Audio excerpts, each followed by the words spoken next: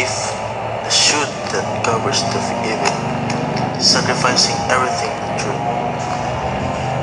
even vanity itself. For as your son, I am conscious of my own defects and weaknesses. The book contains certain revelations, so scandalous that no one dares touch them. I have attempted what others refuse to undertake. I tried to correct the slander, in which for the centuries has been dumped in our nation. Desiring our common welfare and searching for the best cure, I will do what the ancients did with their sick, lay them on a temple steps so that anyone who comes to pray never commit any kind of sin under any circumstance. Be silent, woman. I won't harm you. I have en masse hypocrisy, which under the guise of religion has impoverished and brutalized us. I have distinguished true religion from false beliefs, and those who exploit the holy world, which make us believe in lies, which would put Catholicism to shame.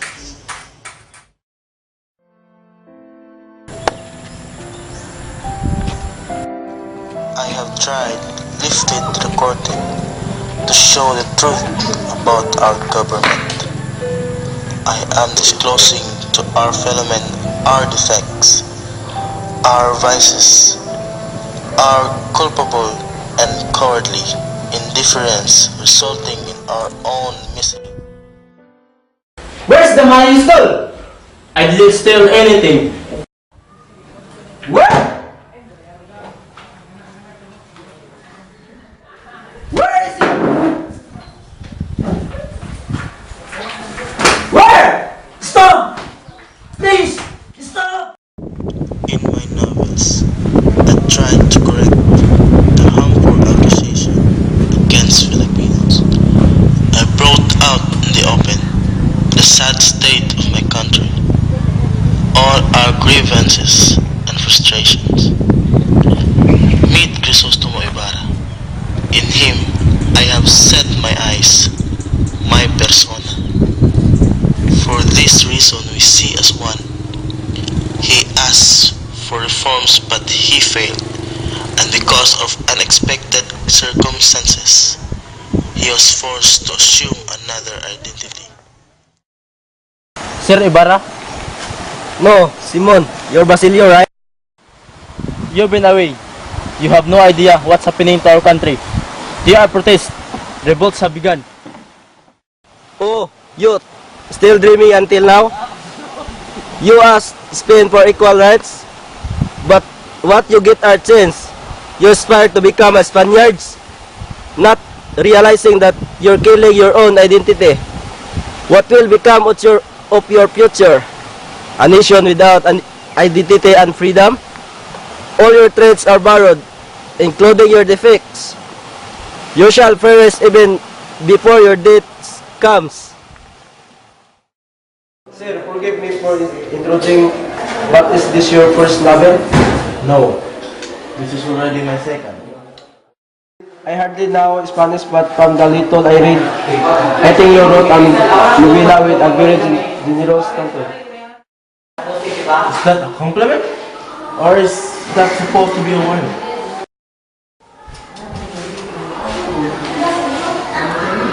Don't worry. Thank you. This looks good. Kabisang Tales. Those who have read the first part of this story will remember, perhaps, an old woodcutter who lived in the thick of the forest. Those greedy friars, those corrupt officials, they who govern our land, you say we should appeal to Spain. Spain is deaf and blind. They won't hear our cries. They won't see our sufferings.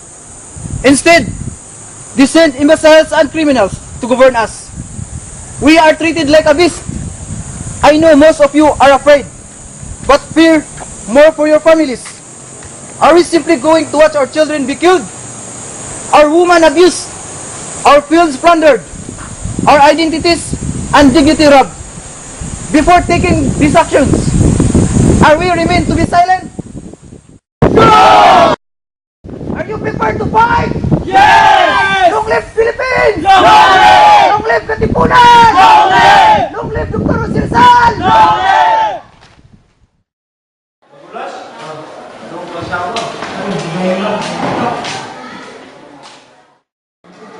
Our forces are advancing in the province of Bulacan and its skirts the rebellion. Banco. Monsignor, What rebellion? This is full-blown revolution. You liberal never know what you're doing. We are doing everything we can. You must arrest Rizal while there is still time. But there's no evidence that Rizal is responsible of rising. Do as I tell you or suffer the consequences. My brothers, the time has come to revolt. What is the cry of the oppressed? Finally!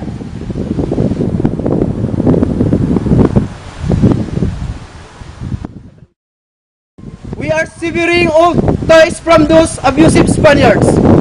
Bring out your cedulas, papers, which symbolize Spanish dominance over us. Tear up your cedulas and let us unite in the revolution. Long live the Philippines! Long live! Long live Katipunan! Long live! Long live Dr. Rizal! Long live! What is your brother's role in the rebellion? Rizal is your brother? Quick! Hit him!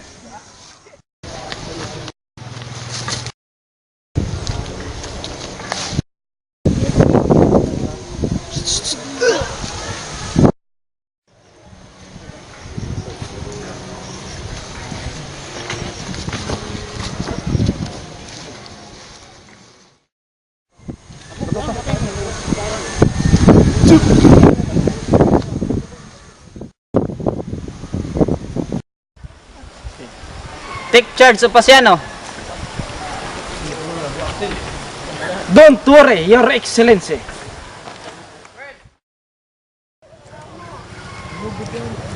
Pasiano, can you hear me? Forget your brother and serve yourself. Tell us his criminal activities, and I'll guarantee your freedom. You beast! You should all die! Shut up, asshole! That's enough, officer! But Colonel, he has not yet said anything yet. Don't worry, he is useless. Rizal is already arrested. Sisa, what else do we need to pack? Hurry, do this. Hurry up, aren't you finished, sir? Father, these are important documents. Please take care of them. Saturnina, I don't want to leave you. Antonio, Father, our men are dressed. They'll kill you all if you don't escape.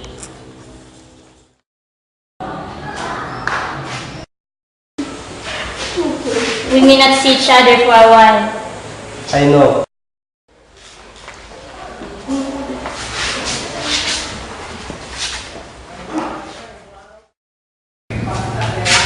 Pasiano, are you sure you can manage? Pasiano, take care.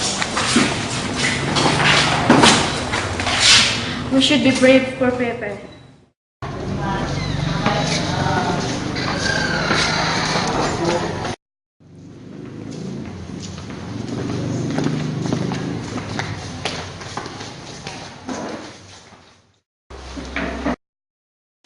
Full name, Jose Potasio Rizal Mercado A. Alonso. age, age, 35. But people say I look younger. profession, I don't. Position. Do you know Bonifacio, founder of Katipunan? I don't know. If I do, Colonel. Did you meet him in a secret assembly at the house of Doroteo Onghungko? It was not a secret meeting, Colonel. How come you know about it? No one can keep secret from Spain. What do you want me to tell you? Lies? Sir, leave my family in peace. We don't know about this. If you don't know Bonifacio, then why does Katipunan display your name and photograph? I don't know. My mother thinks my name is being used to solicit donations. Colonel, I assure you that I know nothing about this. Are you traitor, Dr. Rizal? Colonel! I ask if you are a traitor, like Father Burgos. Remember that you are dedicate your latest novel to him. Filipino priests want only equal rights with friars, but they are called subversives and executed. Father Burgos, Gomez, and Zamora were falsely blamed for an uprising. The Spaniards now are watching my every move because I'm associated with Father Burgos. I learned a lot from him. What Father Burgos wanted was only equality for all priests, whether Filipinos or Spaniards. Pasiano, stop it. Never mention that name again in this house. But Father, an injustice was done to them. Mother, what injustice is Brother Pasiano talking? Pepe, this is an adult discussion. Please don't interrupt. Adult? But Brother Pasiano has no gray hair yet. Pepe, don't try to be funny. Mother, I just thought of something. How came children can't join adults talk? When we're the ones talking, adults can interrupt us anytime. Isn't that injustice? And what do you know about justice? Do you want to be whipped by my slippers of justice?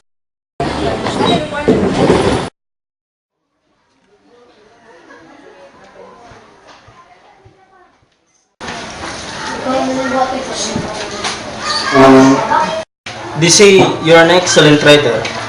Maybe. That's what I hear. But me, I can't even read.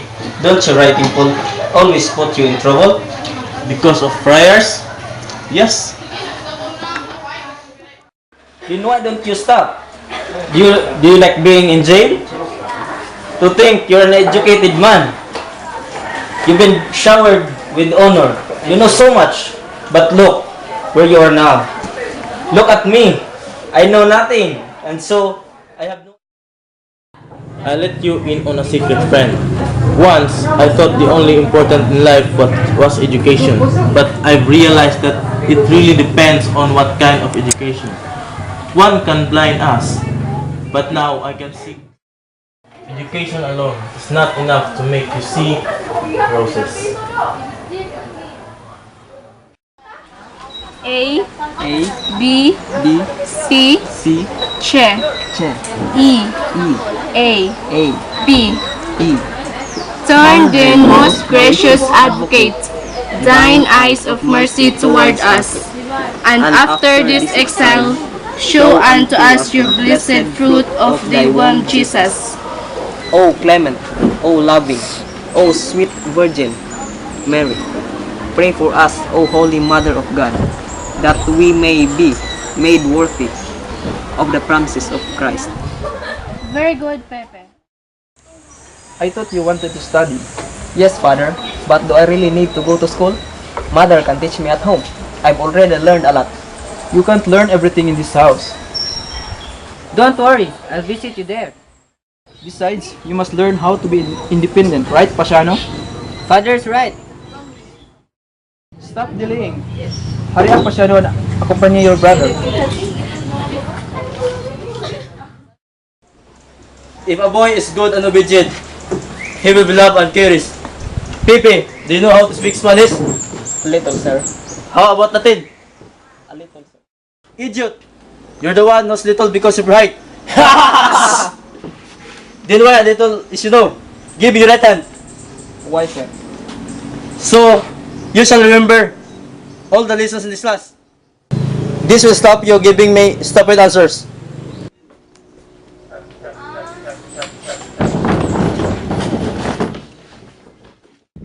Pepe, did father hurt you?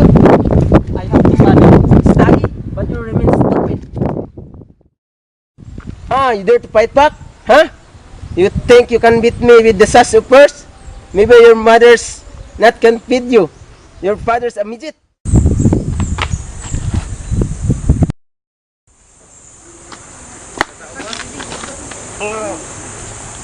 My mother is very intelligent, and my father is not a midget.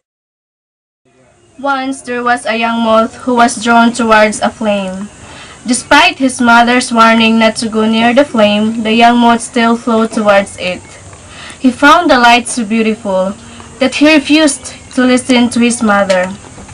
He flew near each time, encircling the flame, approaching its light until his wings caught fire, and he fell to his death. Pepe, do you understand the story of the moth? He should have shunned the light in order to avoid death. Your mother was a good teacher. You should have listened to her.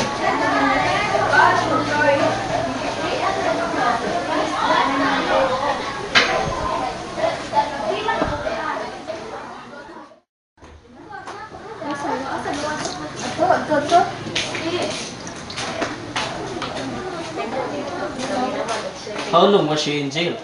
2 years. For that petty reason, she was jailed for 2 years? There was more to it. Our family had a long-standing rift. They did it in revenge, to put us in our place and make us who was in power. Will friars ever admit that they're the ones who need to be shown their place? From now on, you must not use our family name Mercado. It's dangerous for you. The friars might take it against you. Why, brother? They hate our family because I was very close to Father Burgos. Also, because Father refuses to pay excessive taxes. That's why, Pepe, you must study well. Don't disgrace our family. Yes, brother, but what name will I use? Rizal. Okay, class, please read. Praise Romans, countrymen, lend me your ears. I came here for the glory of Caesar, not just to praise him, but that when he's still alive, lives after him. Okay, Rizal, can you continue in reading? The good is often buried with the dead. So let it be with Caesar, the noble Brutus. They tell you that Caesar was ambitious. If were so, it was a grievously did Caesar answer it. Okay, very good, Rizal. I was told that when my mother was still pregnant with me, and as she was confessing to a priest, they heard me crying. I was still in her womb, but I couldn't wait to get out. I was in such a hurry to see the world. You couldn't stop yourself. You want to learn everything. I had to see everything. Pardon me, sir, but I think your mother was right.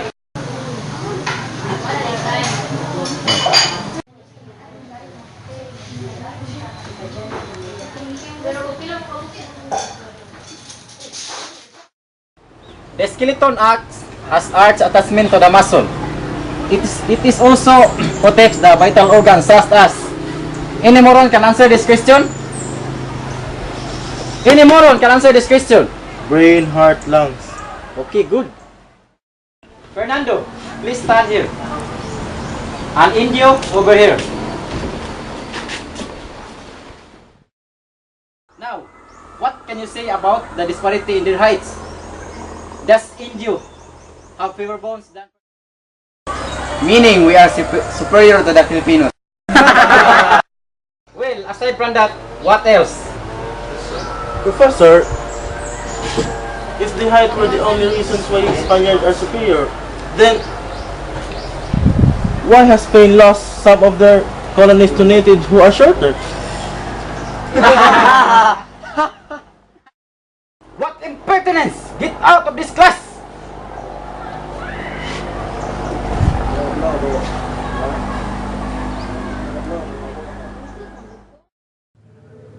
Even then, you will already driving your enemies up the wall. Especially when they don't speak the truth. You've challenged the church, the friars, the people whose very words are law in the Philippines. I am a writer. I challenge everyone, even myself.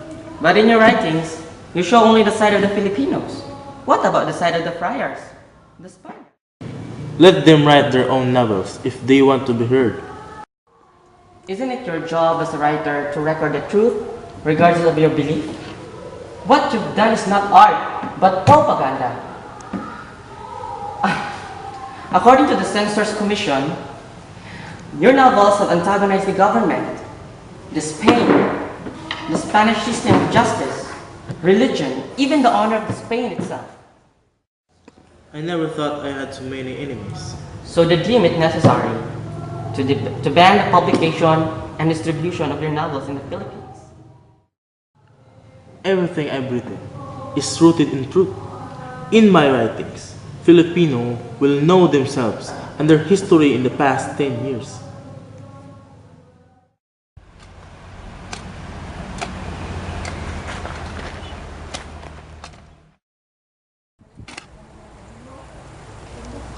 What's Palestine? I can't stand that.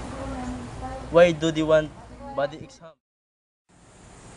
Father Damaso wants this corpse to move another cemetery. Who is this? A murderer, but rumor has it that he was actually virtuous, honorable, and God-fearing. He has a son studying in Europe.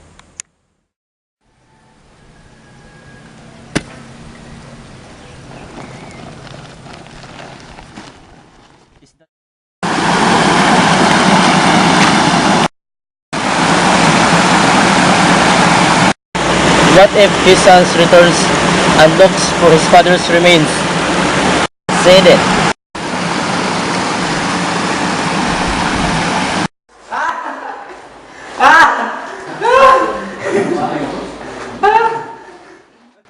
Stay away or you'll get hurt. This friar was welcomed by my father in his room. He was treated well and regarded as a friend. What did he do in return? He slandered my father's good name. He used every influence to have my father persecuted. Soon after, my father died in prison. As if that wasn't enough, he ordered my father to be exhumed and thrown in the river. What son would not be enraged? Is this how the church shows compassion? You deserve to die. Crisostomo, don't have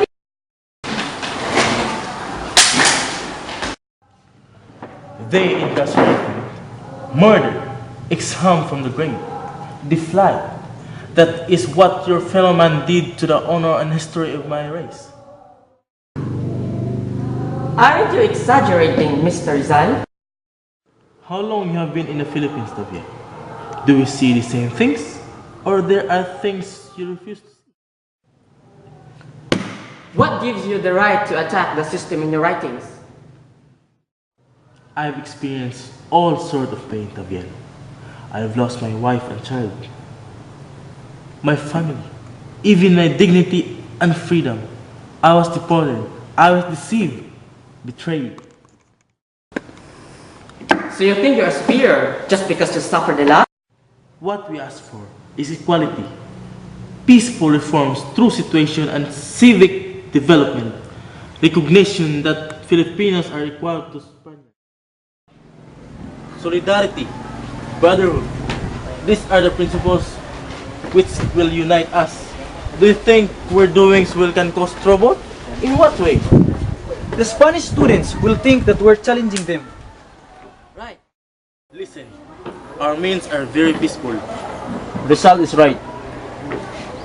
We're simply be a part of a group, helping each other through this brotherhood. Morons! Those bastards! Don't mind them. Monkeys! Asshole! Idiot!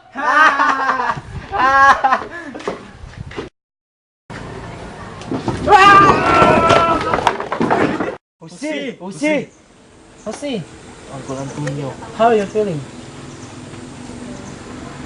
Stay in bed. I will get some medicine. Jose, you should see us beat those bastards. That's enough. Let him rest. Come back tomorrow. You know, take care of your cousin here.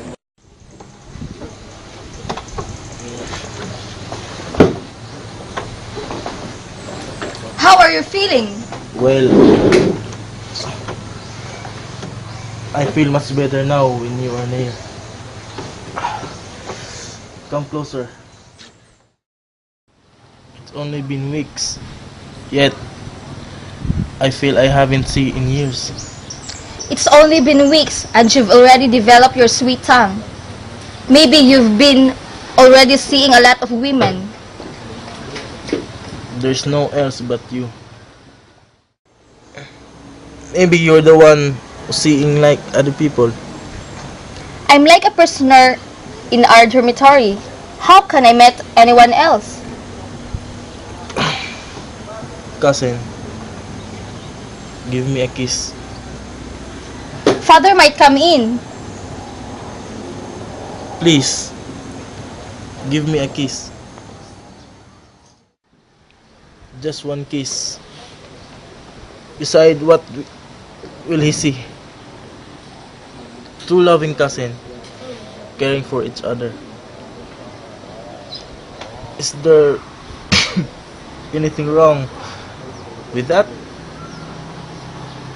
If you refuse, if you don't kiss me, I may never feel better. Have you written a new poem? Just a few. Recite one.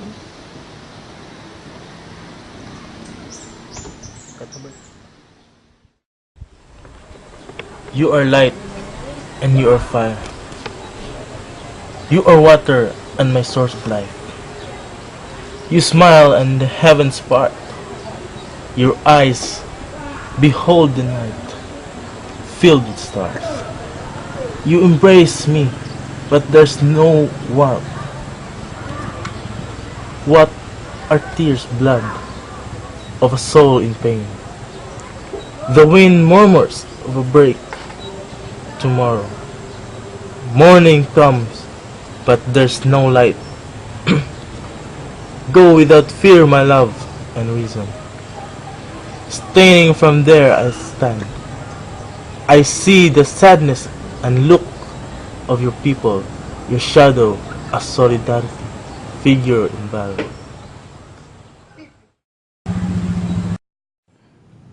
Mr. Rizal! Mr. Rizal! Were you saying something, Tabel? I was asking if you were considered marriage. Once. What happened? I went to Europe. You left Leonor to Europe? Why? What could be more important in a young man than his girlfriend? What do you think, Tabel? I'm asking you, Mr. Rizal. You traveled to places around the world. Why? What is your mission and who sent you here? The Katipunan? Does your family have the means to support you abroad? Or is this all the work of a secret organization? Tabel, are you practicing your speech for the trial? It's you I'm rehearsing for the battle in court.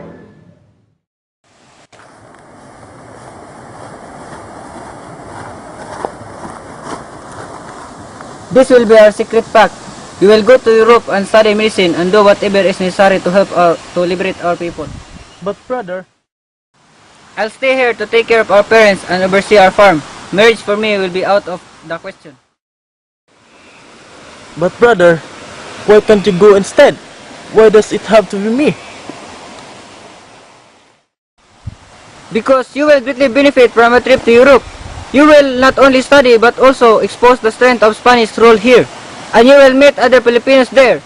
You will have the freedom to write and ask for freedoms and justice which our country needs. Brother, no, I'm not prepared. Pepe, The decision is not mine alone. I've consulted this with other comrades who will provide you a monthly allowance. But our parents would not permit me to leave. We didn't need to tell them. They will only know about it after you left. What happens to Leonor? Pepe, why ask so many questions? For once, stop thinking about yourself. You haven't answered me. I asked you why you had to go. Why must you know everything? Just what is you need from me? Why are you forcing me to defend matters and everything I believe in? Do you want to look for another counsel? There's time. Why are you doing this? It is because of the fee you're getting? Or because you're really interested in my case? Or are you just bored and have nothing better to do in this hot? I'll come back another day when you're in a better mood. Goodbye. Guards! Tobiel! Tobiel! Pepe, here are your ticket and passport. You're traveling first class.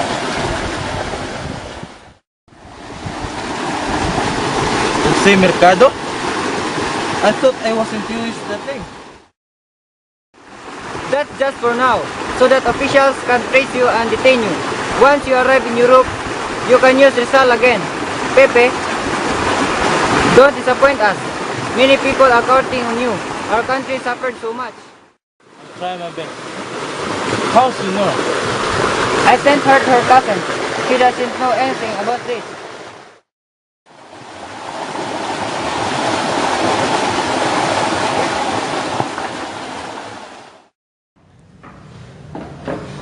For many years now, the name Rizal has had overtones over rebel cries. He is regarded as the symbol of revolutionary sentiment. On what grounds? Has Rizal made any public act or statement of separatism?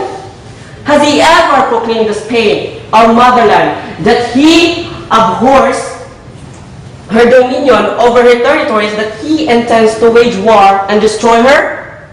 No.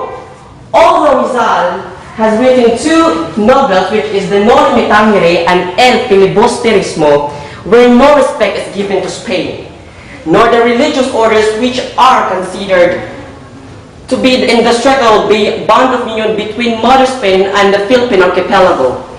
And these books, along with the writings such as criticize the colonial regime, and with his campaign to secure for his country certain rights to serve as stepping stones to autonomy and eventually to independence, and with his ascendancy over his countrymen, an ascendancy due to his bold and daring ideas and also to his exceptional superiority of intellect, all these have imbued all our good Spaniards. Those who are personally familiar with his works and those who know them only through hearsay, with feeling of resentment towards Rizal and towards this Rizal, and apprehension about a conspiracy against Spain. These are the prejudices which make impossible any or fair objective judgment of Rizal. Now then, has guilt been established by the Constitution? Rizal's ideas and theories about these regions as to how the Philippines should be governed, and the rights and liberties which in his judgment ought to be granted to them, and maybe possibly in fortune, and it is sound policy to suppress them. But it doesn't follow that these theories are the determining cause of the uprising.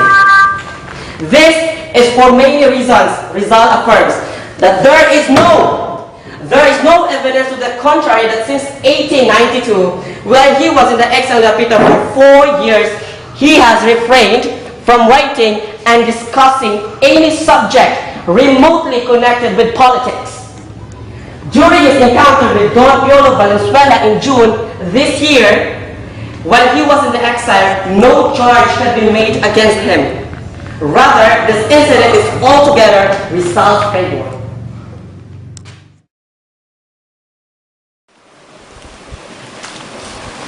Dr. Rizal, Dr. Valenzuela, not for medical help why I came to you, Dr. Rizal. I am here because of great leader. great leader. Andres Bonifacio, he wants you to go with us for a uprising which will erupt in several parts of the country. You and your writings have bolstered the uprising, Dr. Rizal. Your words serves to fuel our struggle. We're not ready yet. Your Pune weapons are no match to their guns and cannons. We will only resort to bloodshed if we'll have fighting chance. When we'll be ready? If we're all dead? Pardon me, Dr. Rizal, but we need you. Come with us. We can help you escape. I've given my words that I won't escape. Dr. Rizal, Dr. Valenzuela, I have no plans of joining the revolution.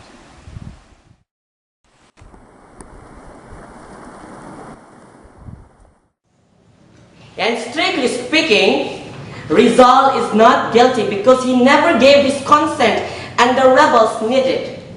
Thus, the sentence and penalties demanded by the prosecutions cannot be imposed. The only possible verdict with which we pled in a strict pursuit of justice, he is not guilty. Banish from your minds images of beloved companions slain or maimed by the wretched traitors, of noble matrons and innocent maidens brutally violated, of mothers, of wives, daughters, and sisters who worship the memory of the brave men. Men who fight with courage, men who valiantly die in order to keep immaculate the glory and honor of Spain. They pray to the God whose mercy that they had spared from the war and restored to the safety of the embrace. These images, in the heat of the moment, would only arouse sentiments of revenge. Leave that those who march in battle, I therefore pray. Gentlemen of this court, let us judge Dr. Jose Rizal Mercado E. Alonso, not for the sake of vengeance, but solely for the sake of justice. The defense rests. Does the accused wish to add anything in his defense? Concerning the rebellion since July 6, 1892, I have not engaged in politics until June 1 of this year. When Dr. Valenzuela came to notify me about an uprising, thus proving that I had no prior contact with them. For if I were in touch, I would have already known about such grave matter as an uprising. As an ultimate proof that is they do not hold any single letter from me, they exploited my name most cruelly, and that every last moment seemed to take me by surprise. Why did they not contact me earlier? Possibly because they knew that I, although less than contented, was resigned about my exile, and I refused to consider many various schemes to escape from the Pitan.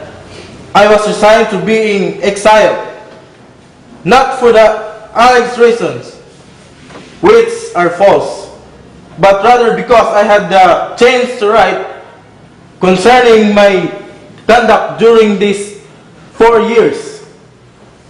You may verify with the military governors of the district, the town people, and the missionary fathers, even with whom I had personal differences, who came to see me in the Pitan. Persons totally known to me. Why not send someone I knew, in whom I had trust and confidence?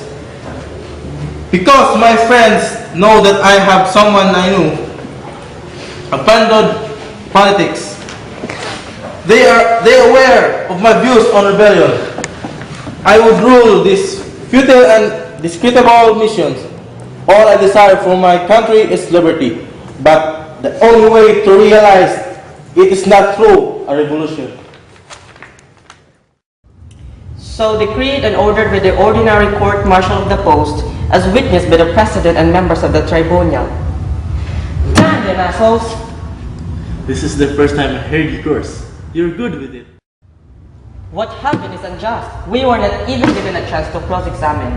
It was a mock trial. They deceived us. They just used us. Don't be angry.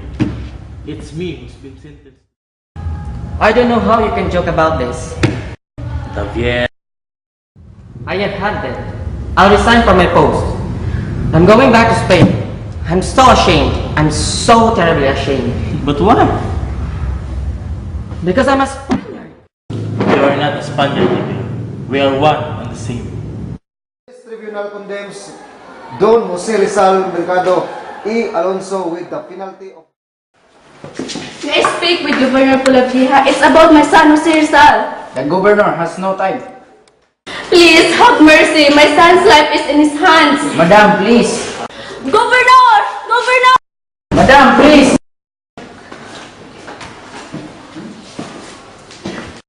I'm begging you, please. Lord, I don't have time. Please, Governor, have mercy for my son, Jose Rizal. I'm sorry.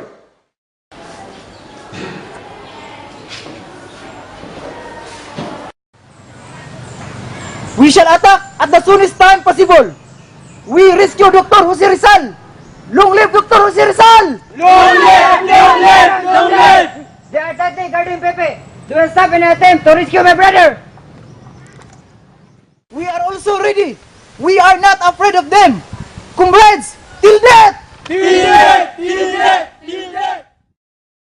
Stop it! Stop this! Even I myself want to rescue my brother, but I'm certain Pepe will never allow blood to be shed for his sake. His life is in God's hand. There's nothing we can do.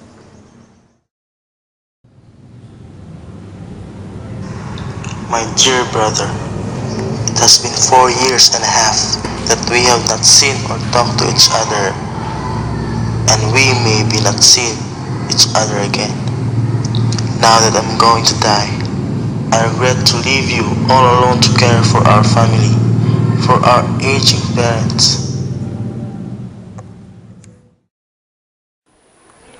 Think of how you have worked to enable me to have a career. I have tried not to waste my time.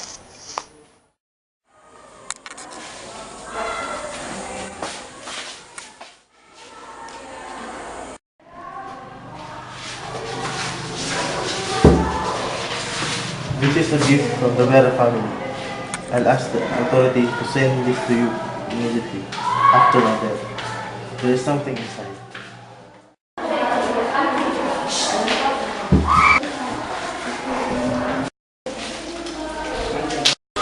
My respect. As soon as I'm dead, please take me back. Or they may just dump me in some place. Bury me in the ground. Place a stone and cross over it. Put my name, the date of my birth, and of my death. That's all. Nothing more. If you wish to put a fence around my grave, you may do so. But please, no anniversary. My son! Mother!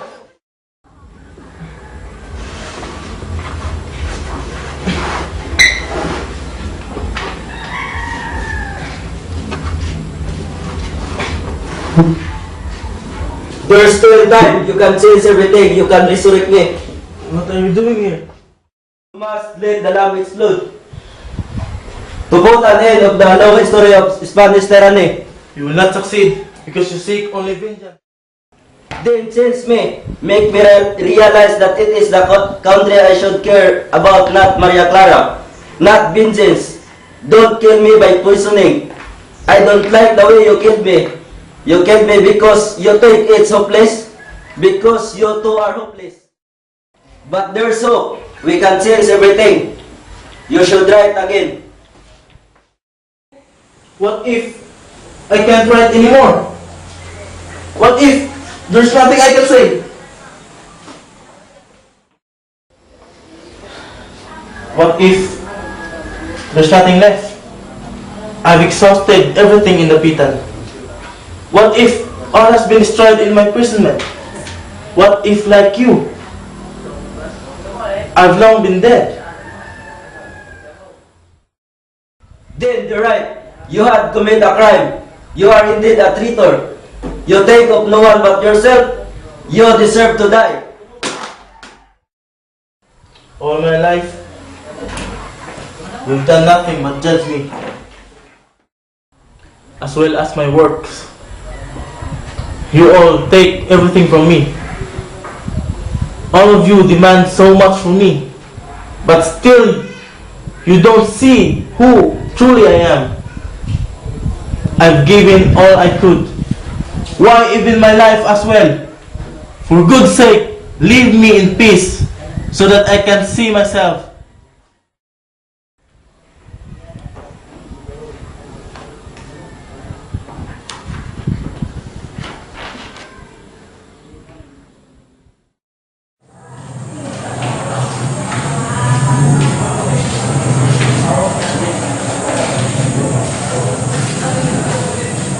I'm ready. How about you? Don't be afraid. I'm here. This is for you. So you won't forget me. Thank you. But just give it to your family. I have more than enough memories of you.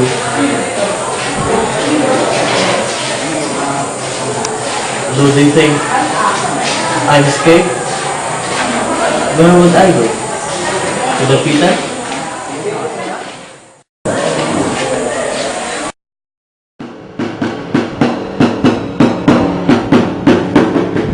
Ateneo, where I spent my happiest years.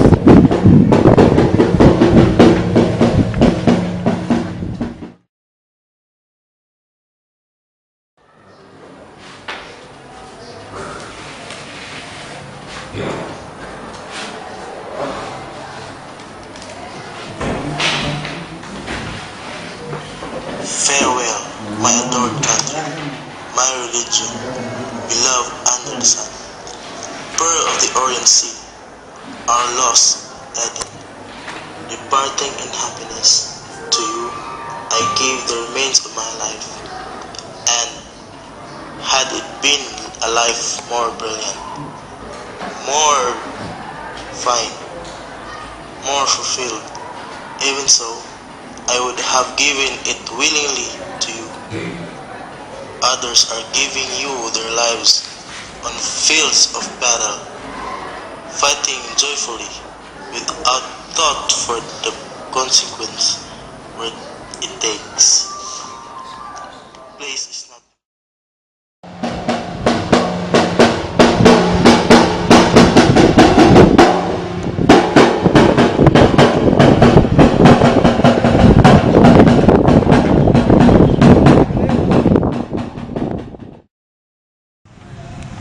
One final favor. Let me face the firing squad. Impossible! At least, fire me in my heart.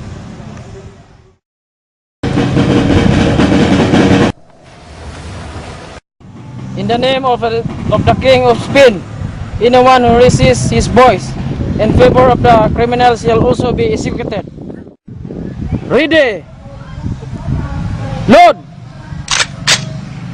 Aim! It's done. Fire!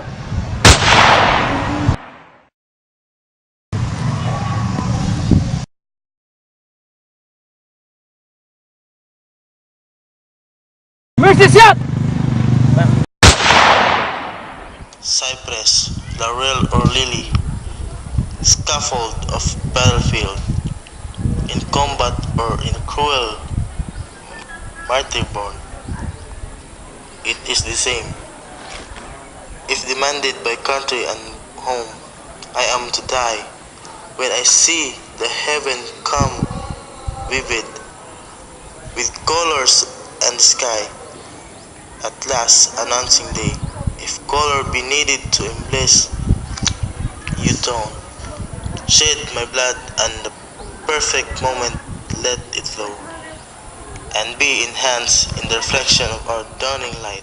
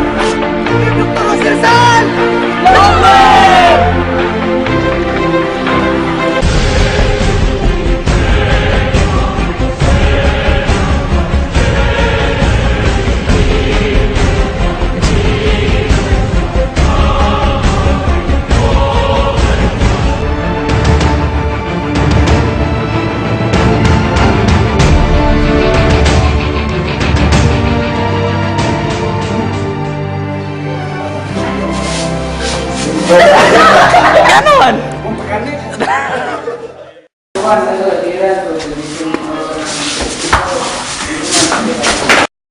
Please have mercy. My son's life is in hands. Ay, is in hands. Hands, It's in hands. Is in his hand. I is in his. I'm begging you, please. Guard, I do not have time. Please, Governor, have mercy for my son.